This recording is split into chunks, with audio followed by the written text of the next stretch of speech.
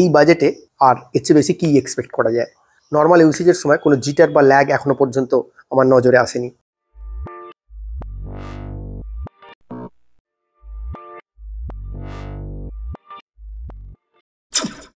আজকে আমরা আনবক্সিং করবো ভিভো 2X 5G, একদম এন্ট্রি ও বাজেট সেগমেন্টের 5G ফোন বলতে পারেন। ফ্লিপকার্ট এখন ওপেন বক্স ডেলিভারি চালু করেছে, অর্থাৎ সেল টিল খোলার কোনো ঝামেলা নেই, এটা খোলাই রয়েছে। এই হচ্ছে হ্যান্ডসেট, এটা পরে আসছি। দেখা যাক বাক্সের ভেতরে আর আমরা কি পাই। ওয়ারেন্টি কার্ড, কিছু কাগজপত্র, IMI স্টিকার, একটা ভালো টিপিউ কেস দিয়েছে,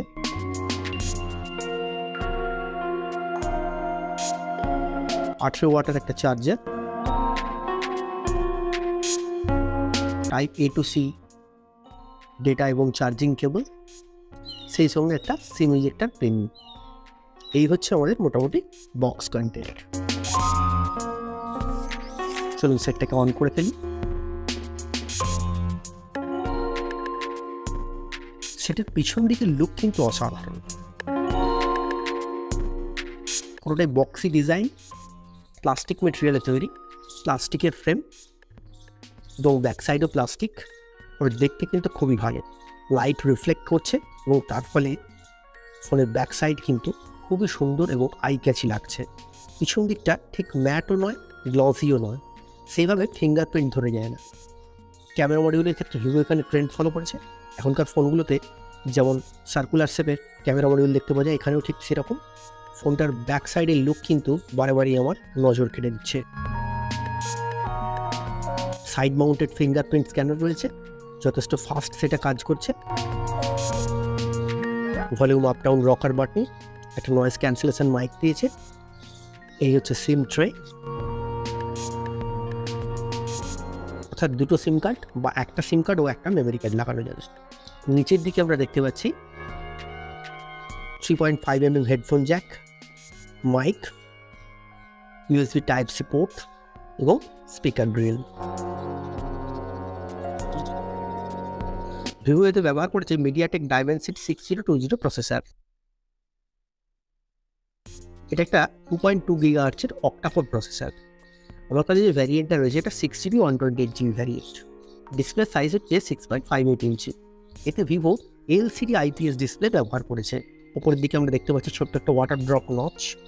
বেজেলটা অলমোস্ট সিমেট্রিক্যাল, দামের নিরিখে খারাপ কিছু নয়, তবে চিন একটু রয়েছে। এই দামের মধ্যে সেটা নিয়ে অভিযোগ করা যায় না।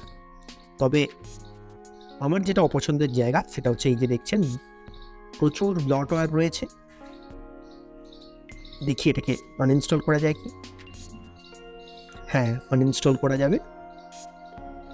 আরও দুই একটা দেখি। এখন বিবিকে ইলেকট্রনিক্সের যত সাব ব্র্যান্ড রয়েছে, ভিভো, ওপো, রিয়েলমি, সবেতেই এই হট অ্যাপস আর হট গেমস দেখতে পাওয়া যাচ্ছে। এগুলো খুবই কিন্তু অ্যানোয়িং। টাচ এক্সপিরিয়েন্স খারাপ নয়, তবে ভিভো এতে যে জায়গাটা ডিসঅ্যাপয়েন্ট করেছে সেটা হচ্ছে 60 হার্টজের রিফ্রেশ রেট দিয়েছে। আজকের জামানায় যদিও এটা এন্ট্রি লেভেলের বা বাজেট সেগমেন্টের ফোন বলতে পারেন, কিন্তু আজকের জামানায় কিন্তু 60 হার্টজের রিফ্রেশ রেট একেবারেই কম। এখন যদি সদ্য আমরা ফোনটা স্টার্ট করে দিই, ইনিশিয়ালি ব্যাপারটাকে বোঝানো কঠিন, তবে 90 হার্টজের রিফ্রেশ রেট হলে কিন্তু ভালো হতো। ভিভো এতে 5000 mAh ব্যাটারি দিয়েছে। ভিভো পেছনের দিকে যে ক্যামেরা দিয়েছে তার প্রাইমারি সেন্সারটা হচ্ছে 50 মেগাপিক্সেলের, আর দ্বিতীয়টা হচ্ছে ম্যাক্রো সেন্সার 2 মেগাপিক্সেলের।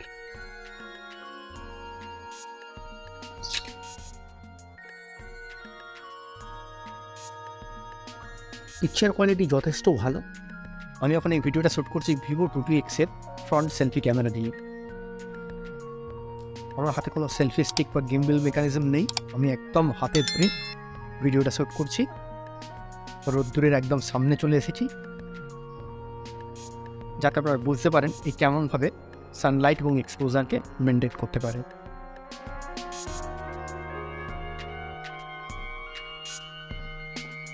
মোটামুটি কিন্তু স্টেডি ভিডিও ক্যাপচার করছে। এখন এই যে অডিওটা আমি ক্যাপচার করছি এটা কিন্তু এর ইন্টারনাল মাইক। আপনাদের সুবিধার্থে আমি কিন্তু এখন এতে আমার মাইকটা, ওয়্যারলেস মাইকটা আমি অ্যাটাচ করে নিয়েছি। আপনারা একটা জিনিস খেয়াল করবেন, যখনই কিন্তু লাইটের একটু অভাব হচ্ছে, নয়েজটা কিন্তু অতিরিক্ত মাত্রায় বেড়ে যাচ্ছে। তবে একটা জিনিস বুঝতে হবে, এই ফোনটা কিন্তু সেই অর্থে ফটোগ্রাফির জন্য নয়। এই ফোনটা একটা অলরাউন্ডার এক্সপিরিয়েন্স দেবে। এতে ছবিটা মোটামুটি আপনি তুলতে পারবেন। এতে যে এলসিডি আইপিএস ডিসপ্লে ব্যবহার করা হয়েছে তার কোয়ালিটি কিন্তু যথেষ্ট ভালো। এলসিডি মানে যে একেবারে তার থেকে খারাপ কোয়ালিটি পাচ্ছে সেটা কিন্তু নয়। বিগত 2-3 বছর স্মার্টফোনের দাম কিন্তু অনেকটাই বেড়ে গিয়েছে। সে জায়গায় এই টাইট বাজেটের মধ্যে যে ক্যামেরাটা আমরা পাচ্ছি, অন্তত প্রাইমারি সেন্সারটা, সে কিন্তু ভালোই ছবি ক্যাপচার করছে। ফাইন এজগুলো ডিটেক্ট করার সময় একটু আধটু মিসম্যাচ হচ্ছে, কালারগুলো একটু বেশি বুস্টেড, তবে দেখতে ভালো লাগে। এতে ফ্রন্ট সেলফি ক্যামেরা হিসেবে দেওয়া হচ্ছে 8 মেগাপিক্সেল একটা ওয়াইড অ্যাঙ্গেল সেন্সার। আমি যেটা লক্ষ্য করলাম, সেলফি তোলার সময় এই ইমেজটাকে একটু সাদা করে দিচ্ছে, একটু বেশি ব্রাইট করে দিচ্ছে।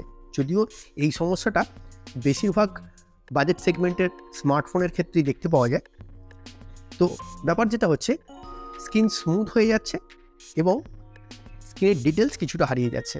তবে সোশ্যাল মিডিয়া রেডি ইমেজ অবশ্যই আপনি এ থেকে পাবেন, সেই জায়গা থেকে কোনো অসুবিধা নেই, দেখতে ভালো লাগবে। আর বারবার যে কথাটা ফিরে আসবে সেটা হচ্ছে যে এই বাজেটে আর এর চেয়ে বেশি কী এক্সপেক্ট করা যায়। বেঞ্চমার্ক স্কোর অবশ্যই একটা মাপকাঠি তো বটেই, কিন্তু আমরা বরাবরই বেঞ্চমার্ক স্কোরকে অতটা গুরুত্ব দিই না।